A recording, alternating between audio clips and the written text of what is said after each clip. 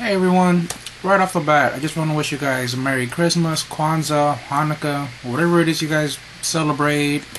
Just enjoy yourselves, spend time with your loved ones and your family, be safe out there. You know it's snowing, or depending where you are, so I don't want anybody to crash and die, so yeah, do take care of yourself. My subscribers and from all you guys out there telling me you want me to do some like weekly news segments, and I said, hey, why not? That sounds like a good idea. Not a lot of you out there stay in touch with what's going on in the tech world. You might not know the latest phones coming out or the latest news and the leaks. So that's what I'm here for. I'm here to bring that news to you guys. So a lot of stuff going out there today, especially since January is right around the corner. CES is right around the corner, which is the Electronic Consumers Show, and that is going to be January 7th through the 10th. So the most, I think, relevant and important thing out floating around the blogosphere right now that everybody's tweeting and writing about is the Nexus 1. The Nexus 1 is Google's own primary phone that they're going to be releasing soon. So you might also know it as the Google phone. I personally like to call it the G phone. You know, like the iPhone. Supposedly it's supposed to be competing against each other. So yeah, the G phone. Couple of things about it. Right off the bat, if you're wondering, well, what does this spectacular piece of machinery look like? It really, to tell you the truth, it looks just like a Sprint HTC Hero. As far as color design goes and everything, it's got the same gray color to it. It looks exactly the same on the front without the Sprint logo. Oh, that's HTC. It's without the Sprint logo. On the front, it doesn't have the touch capacitive. It doesn't have the hardware buttons. It has touch capacitive buttons and the trackball. Other than that, it's just a much bigger display. I'll get into the specs right now, but just so you can get an idea for what it looks like a much thinner, bigger, better Sprint HTC Hero. So, first thing, the screen. The screen on the Nexus 1 or the G phone or the Google phone or whatever you want to call it is a 3.7-inch AMOLED display capacitive touch. Just to give you a quick little reference point, the Sprint HTC Hero is a 3.2-inch display. The Motorolla Droid also has a 3.7-inch display. So that is the screen. It doesn't offer the hardware keyboard. It's going to be full screen, touchscreen only phone. It has a, this is the juicy part. It has a 1 GHz Qualcomm Snapdragon processor. If you don't know what that is, or if you need a little reference point on that, this Hero only has a 528 megahertz processor. So the processor is twice as big, or twice as strong, or is clocked in at twice as fast as this is. The Motorola Droid and the iPhone 3GS have a 600 megahertz processor.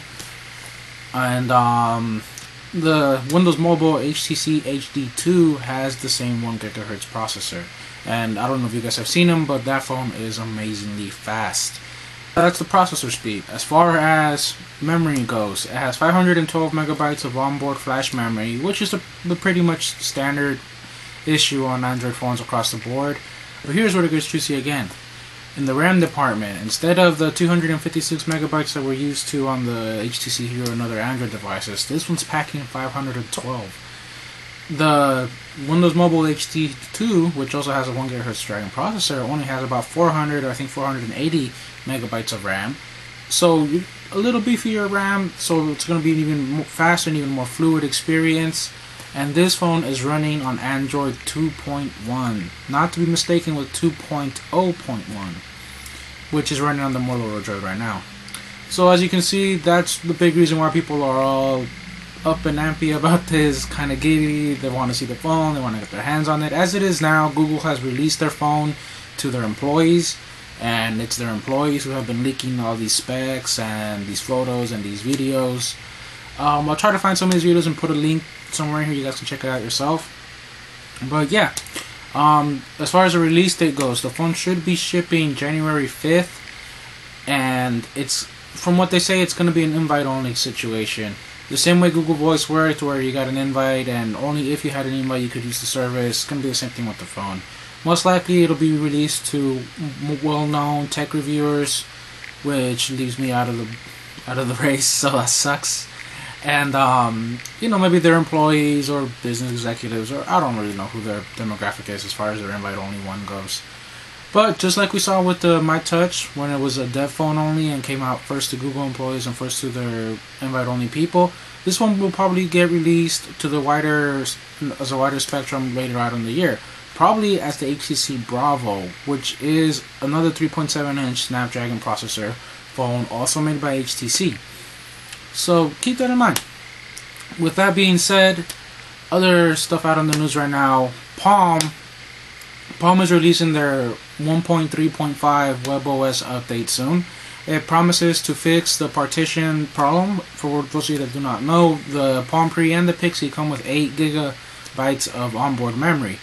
And that's great. If you do not know what partition problem is, the Palm Pixie and the Palm Pre all come with 8 gigabytes of onboard memory, which is great. That's more than sufficient, at least for me, as far as music and photos and applications and everything go. The problem with it is the way that the onboard memory is partitioned or divided.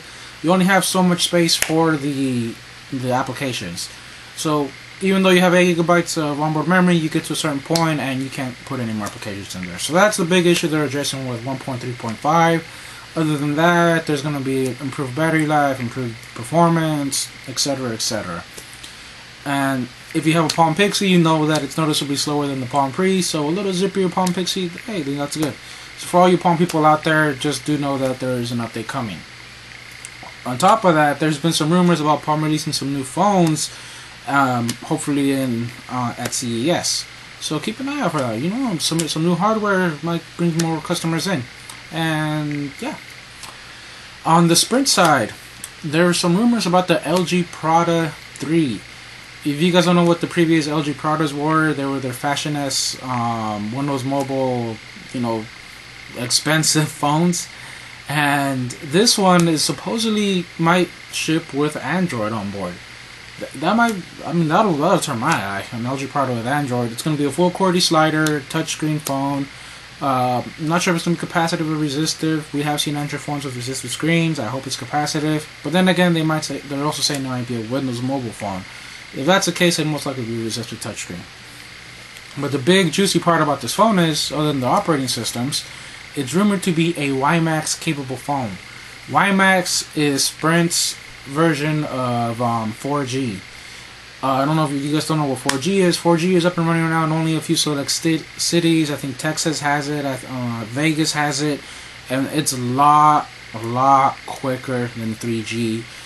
It's been clocked in at speeds of about, I think maximum is 6 megabytes down, which in comparison Wi-Fi is about 10 megabytes down, and 3G is about 1.5 to 2 megabytes down. So you'll see it's about 3 times faster than what your regular 3G connection would be, and close enough to Wi-Fi where you don't even need Wi-Fi anymore on your phone. So do keep that in mind. So that's very nifty. Other than that, we have on the iPhone side, iPhone has just booked the Moscone West Center for a June event. You guys, you know iPhone, the way Apple works is every June they release a new generation of iPhone. There was the 3G, well, there was the iPhone, and there was the 3G, and there was the 3GS. So the fourth generation of iPhone, people are starting to speculate what's it going to offer, what's it going to bring.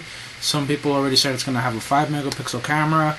It's going to be, I don't even know what this service is called. I'll make sure to write it down there somewhere. But it's basically a thing where if your iPhone gets near your laptop or your computer, iTunes will recognize it without having to connect to it.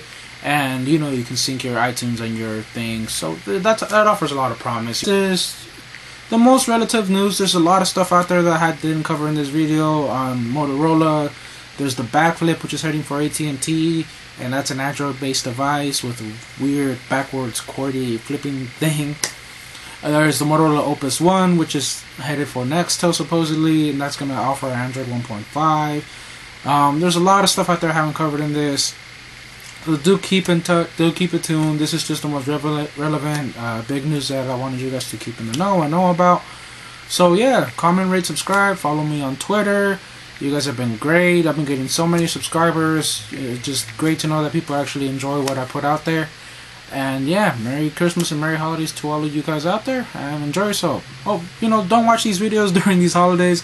Spend that time with your family. But when you get back and you're bored and got nothing to do, go to my channel.